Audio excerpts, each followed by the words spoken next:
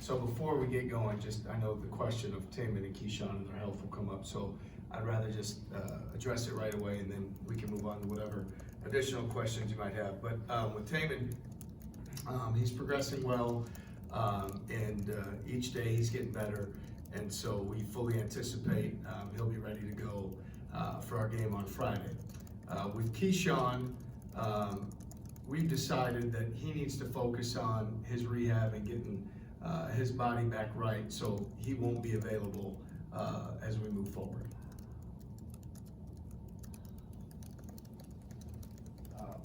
He's still going to be traveling with you guys and all that? Yeah, I'm going to leave it right now, just again, in terms of those guys with the injury, and kind of stick to that first statement of, Taman will be ready to go, and with Key, he's got to focus on him getting back healthy and getting back to being him. I know you said going forward, so I imagine no matter how deep you guys go in the tournament, he's not going to play. Correct. What do you know about Lipscomb? Very little. I know that they're a very skilled team, extremely well coached. They've got a player from Wisconsin who was familiar with a very skilled forward that's from Sheboygan, Wisconsin, that can really score the basketball. They're a team that plays with great purpose and discipline. And again, I know that if you're to get to this field, you're going to be a really good team, and they're one of those teams that they can really space you and they can shoot the ball with great consistency. I understand if you don't want to get into details with this, but how did you and your staff come to the decision that Keyshawn wouldn't be available for the next couple of weeks? Yeah, we're going to stick to what I said at the start and just go with that. And in Kansas City, after you guys lost, you mentioned feeling really good about where your team was at entering the NCAA tournament. Why is it that you feel that way about this group? We've got a great chemistry to how we're doing things right now. We're seeing guys, Joshua Jefferson played a really high level. Milan's really stepped up, I think, as he's returned from his injuries. We've seen another side of his attacking, aggressive, creating advantages, scoring the ball. Nate Heisey's playing with real confidence. He's going out there and he's extremely impactful. And Kate Kelderman has given us some unbelievable energy that's really helped spark our team. And then, with Taman, I'd say the last few weeks or month, the way that he's commanded our team on both sides, the way he's led our team, his intentionality, his toughness with the basketball, he's been real, and he has been so good. So all those things, and look, we saw Deshaun Jackson, in the Big 12 tournament, had two of his best games as a Cyclone. So he's playing with great momentum, and we've continued to see Brant, as the season has moved forward, the confidence he's had in himself and his ability. And I didn't even bring up Kurt Jones yet, who had 22 points in 4 minutes and something, real time, game time. So I just think that we're a group that everybody knows their role. Everybody's playing with great purpose. Guys are having fun out there together, and it's exciting. So I'm confident that our best is in front of us, and we'll continue to lean into that. What's the mental challenge for the team when you have a situation like this with whatever's going on with Keyshawn? It's a disruption, I imagine a distraction at points. How do you try to get them to lock in? What's the challenge for them to do that? Yeah, I think for us, our team has been focused. I think we saw that when, we went to K-State on the road, and essentially it was a game where we needed to avenge a loss. We've had tremendous focus going into the Big 12 tournament. I thought the Cincinnati game, we played really well. We had a great second half. And then you saw the energy we played with against BYU. And certainly would have loved to defend a little better and have some things go our way. But I felt like our guys really competed, played at a high level, probably ran out of gas. So I think we've been a group that's been focused on, what's in front of us and what those guys can do. And overall, our energy and enthusiasm and togetherness has been really good. TJ, after Kansas City, you talked about the balance of getting home for some rest, but also returning to the practice court. Did you feel like you accomplished what you wanted to in these days since the tournament ended? Yeah, absolutely. We were able to take 2 days off right after the tournament to get our guys to bounce back. We practiced today. We'll meet as a staff tonight and be able to define our plan for the week. But it'll be a blend of preparation as well as making sure our guys get the necessary rest that they need moving forward. But they've been a group that's been very mature that way and understanding where that line is in terms of we have to have great practices this time of the year, and we also have to do a great job competing in the training room and with the rehab. Hey, Coach. How important or satisfactory is it to get that extra day of rest and play on Friday?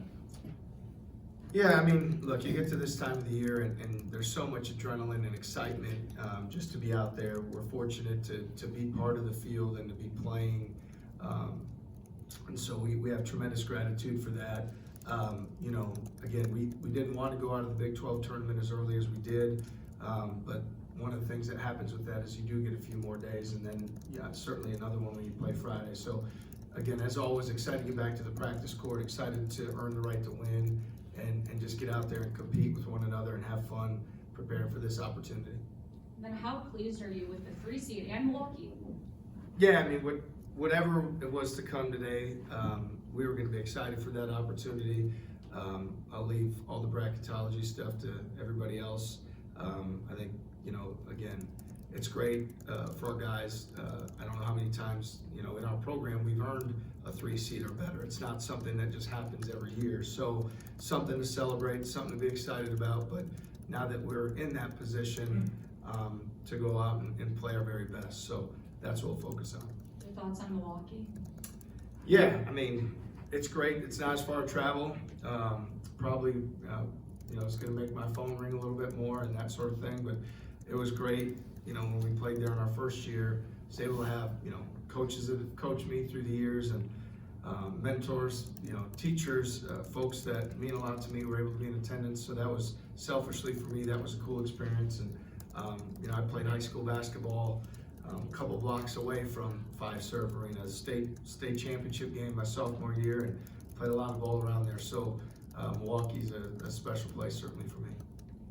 TJ, how happy are you for guys like Nate, Deshaun, Brant, that haven't had this tournament experience? Nate talked about it after the BYU lost to Kansas City, how special it is to him, but how special is it for you to see these guys get a chance? Yeah, I mean, they work incredibly hard. When we recruit guys, we talk to them about what the day-to-day is going to be, and I think we're really transparent that it's not going to be for everybody. So if you want to come here, you better be committed to the work, and if you do that, you're going to develop, you're going to be a better person, you're going to improve your game, you're going to be surrounded with like-minded people, and at the end of it, you're going to accomplish a lot of great things. And so, you know, I'm proud of our group for what they've accomplished. Like I said earlier, like getting a 3 seed is a pretty big deal. And I think for those guys to have this opportunity, they put their trust into us, right? And so as a coach and somebody that, you know, again, this program doing well really matters, but for the young people that choose to put their trust into us, for them to come here and then have that experience that they really wanted to have is pretty neat. So now it's our responsibility to make the most of it. Just one more real quick for me. Nate said one of the things that he was most pleased with, and I assume you were most pleased with, despite the loss to BYU, is playing them pretty even on the boards after what they did to you here. How big is that aspect of that type of response to how good you feel about the team going forward? Yeah, certainly the rebounding battle has been one throughout the course of the year. When we've been at our best, you know, we've done pretty well. There's been games we've been at deficit. There's been games where, you know, we haven't been as good that way, and it's cost us. And as you mentioned, that first BYU game here certainly did. But we've got a lot of confidence in Sean and Brant and Joshua to set the tone on the interior, and then so much of it too is our guards rebounding down. You know, our guards doing a great job finishing plays on the glass and keeping their focus on doing that. So all those things are important, and you know, comes this time of the year, like all the effort-based things we set out to do really are, you know, the key to winning games, and rebounding is as important as any. Coach, you've been locked in the Big 12 conference play now, especially with the capped out being with the tournament. What kind of challenges does it bring up to face these new teams going into this bigger tournament, you know, going forward, having to face unfamiliar opponents? Yeah, no, it's a big challenge. It's a tall task, and we know that.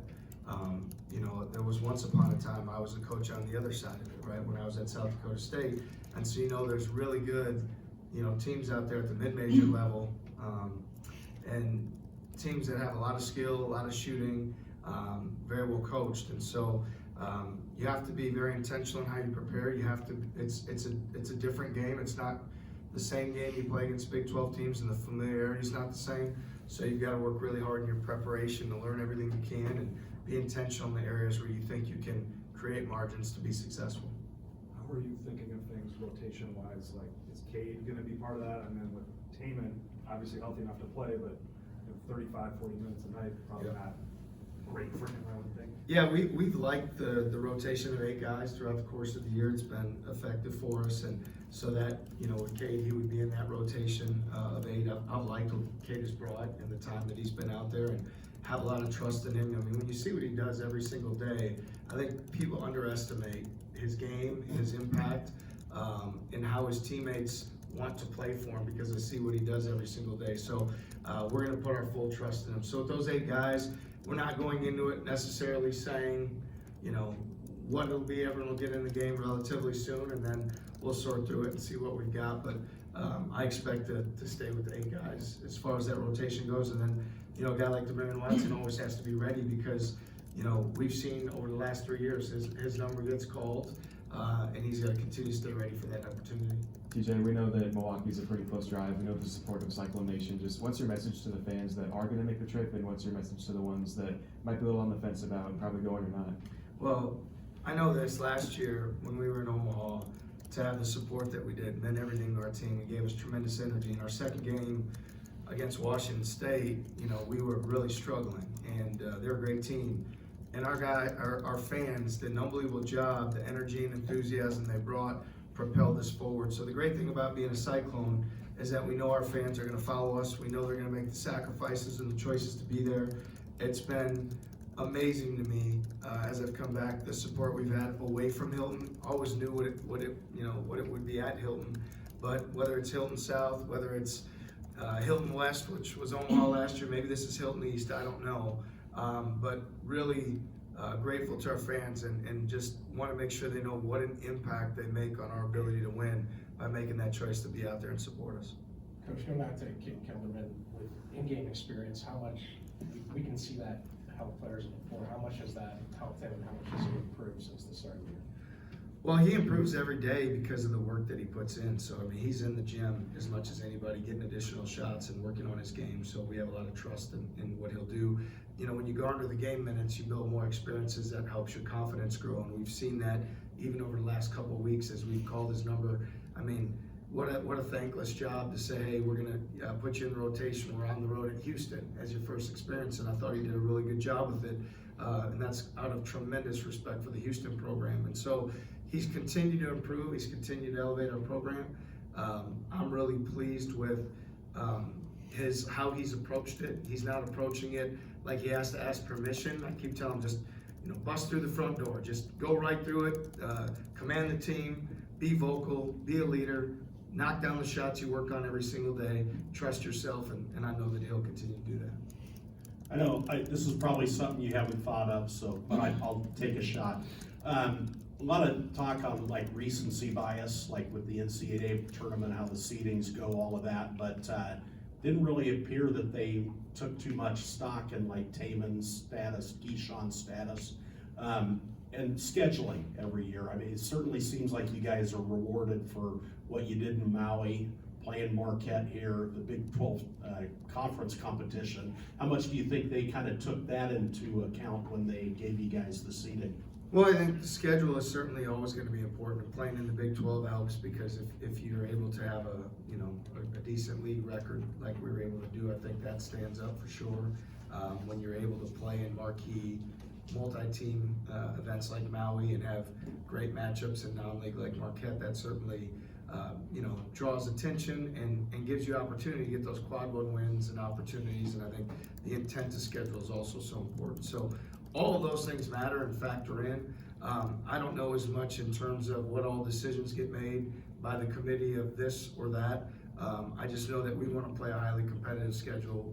We want to have the right blend of games in the non-league to help put us in the best position to get into the tournament, and hopefully, if we're able to do that, be in the best spot possible. I'm curious, with Jamie having been on the selection committee for a couple of years, did Micah or you, I mean, did you get any input maybe from him now that he's out of it on kind of advice on scheduling?